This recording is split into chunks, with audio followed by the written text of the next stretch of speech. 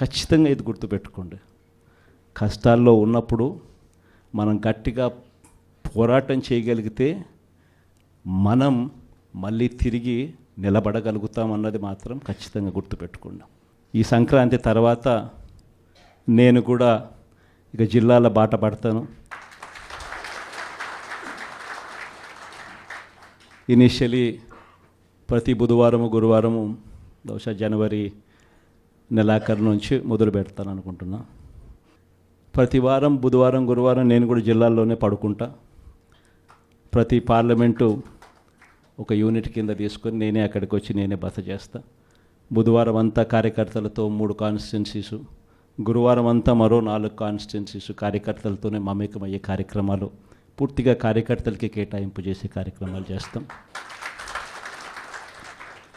So అక్కడే ఉంటూ కార్యకర్తలతో మమేకమవుతూ కార్యకర్తలతో తోడుగా ఉండే కార్యక్రమం, కార్యకర్తలకు దగ్గరయ్యే కార్యక్రమం కూడా చేస్తాం.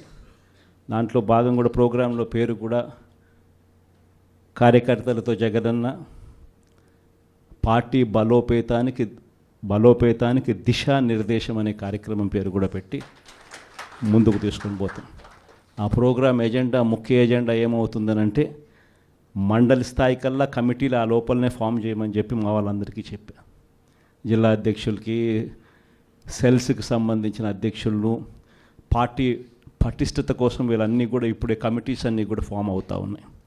వీళ్ళందరికీ ఇచ్చిన ఆదేశాలు ఏమిటంటే మండలి స్థాయి కల్లా నా ప్రోగ్రామ్ స్టార్ట్ అయ్యే టయానికల్లా మండలి స్థాయి కల్లా పూర్తిగా అన్ని కమిటీస్ ఫామ్ చేసేయండి అని చెప్పిన.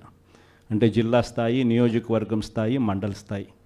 ఆ తర్వాత నా ప్రోగ్రామ్ స్టార్ట్ అయ్యేసరికి మండల స్థాయి నుంచి గ్రామ స్థాయికి పార్టీ వ్యవస్థను బలోపేతం చేసే దిశగా పుష్ చేద్దాము అని చెప్పి నా ప్రోగ్రాంలో పెట్టే కార్యక్రమం చేస్తూ ఉన్నాం.